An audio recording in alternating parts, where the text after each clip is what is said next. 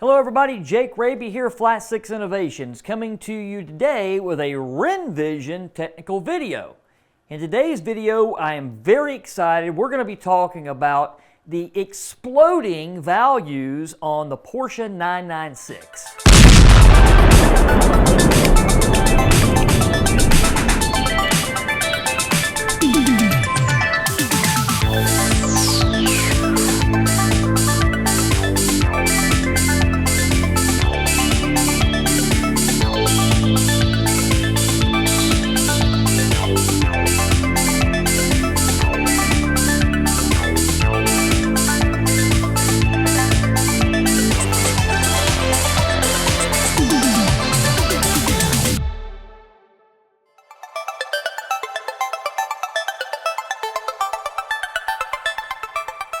So I'm really happy because I haven't heard something for a long time now, probably about 6 months.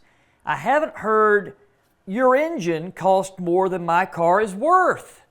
I used to hear that all the time. Really didn't stop anybody because historically, the entire time that I've been working on Porsche engines since the age of 13, I've been working on engines that were worth as much or more than the car that they were fitted to. That included the 912, the 914, even sometimes the 356. Same thing held true for the 996. I'm really glad that I'm not having to hear that anymore because I don't have to remind everybody that owning a Porsche is more than what the car's Blue Book value is worth. Today, on websites like Bring a Trailer, PCA Mart, all these places, the 996 values, 911s in general, but the 996 itself has gone through the roof. Now, I knew that was going to happen. You can go back and look at my post on Rennlist from a few years ago. I knew it was going to come true.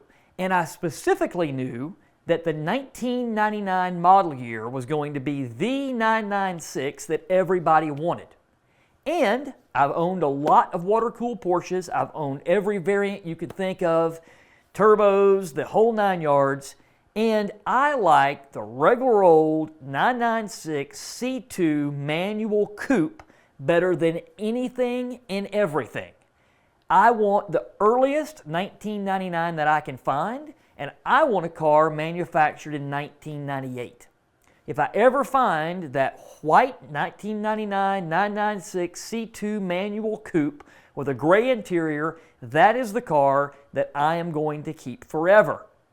Now, that being said, it's going to take me a while because, as we say, the white ones don't blow up. There's hardly any of those cars that were built, especially with a gray interior, and I've never had the opportunity to buy one of those that came to me with a failed engine. Because, well, let's face it, only the silver and black ones blow up. So why do I like the 1999 model year? Well, I have to test a lot of these cars. On our Flat 6 ring, I've spent many hours of my life putting tens of thousands of miles on every Porsche you can imagine on a 52-mile test loop in the mountains of North Georgia. Now, when I finish reconstructing an engine, we don't just drive it around the block. That car sees a minimum of 104 test miles, which is 2 52-mile loops on the Flat 6 ring. And I'm able to drive all these cars and mentally and physically compare them. I see notable differences in the 1999 cars from fit, finish, quality, how much things rattle in the cars, how nimble the cars are. Everything about the 1999 is a better car to me.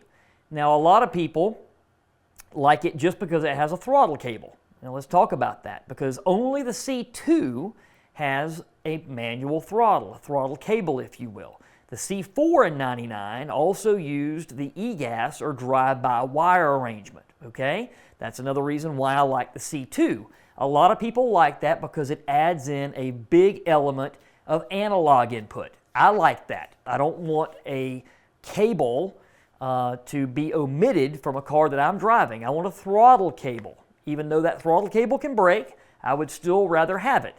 I've never seen a throttle cable break in one of these 1999 model year cars, although I have had a throttle cable break in my 1995 Porsche 993. So I will end all of those good things about the 1999 by saying I don't have anything against the later 996s.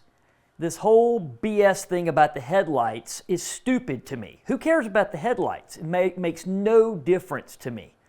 You know, people never complained about those fried egg headlights when they were in the GT1.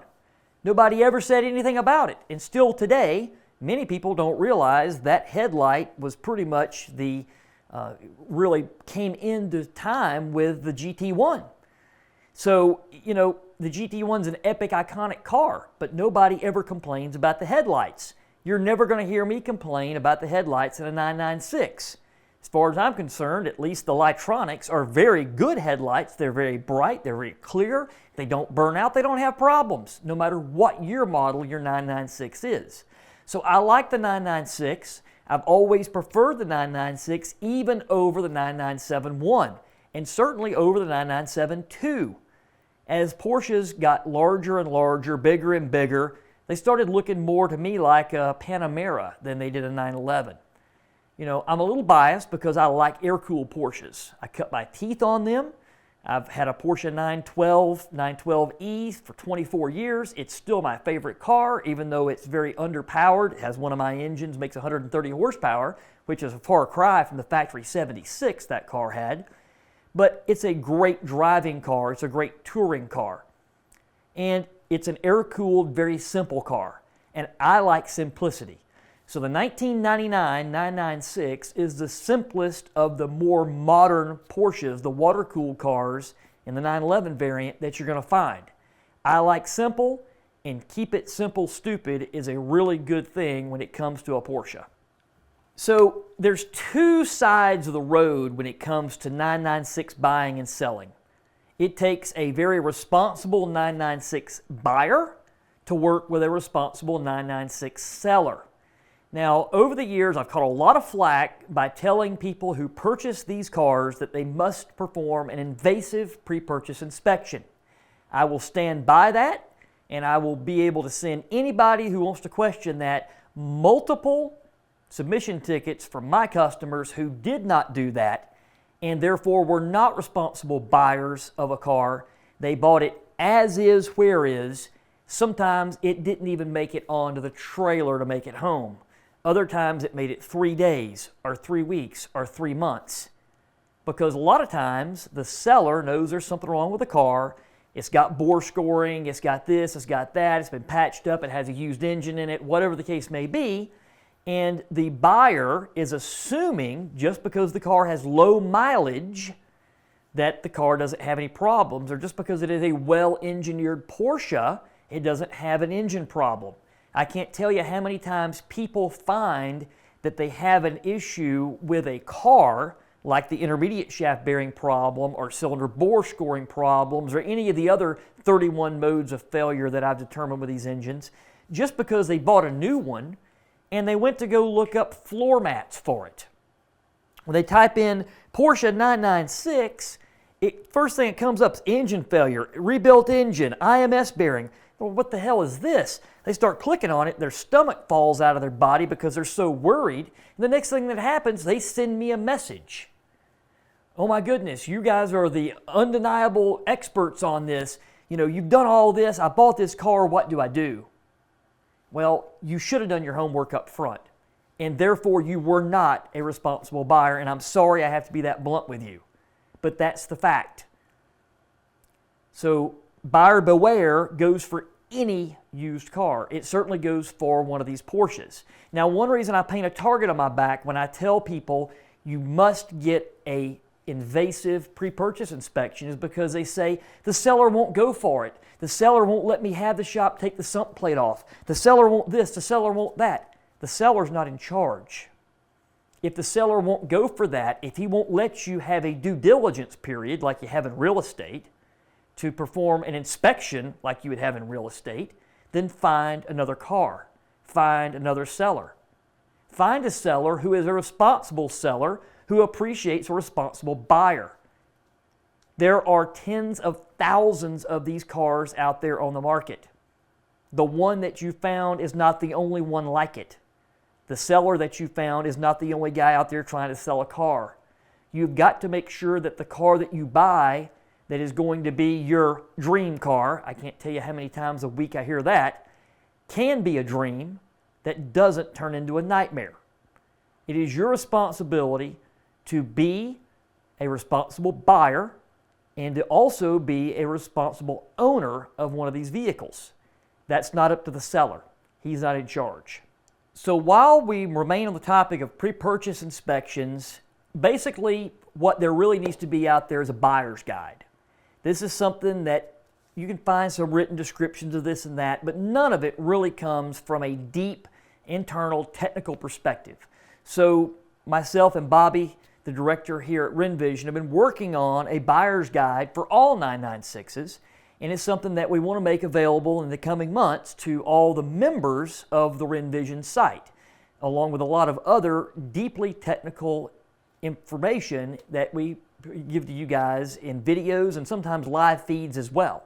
So if you want to take advantage of that, then make sure you sound off in the comments and say, I would love to be a Rennvision member if I could get access to this buyer's guide, which we also plan to do one for Boxster and Cayman as well, and also the 997 series. So now let's talk about the engine portion of being a good buyer of one of these vehicles, a responsible buyer. Again, what I have here is the sump plate from a 996 engine in its entirety. It has 13 fasteners that holds this on. You put the car on the lift.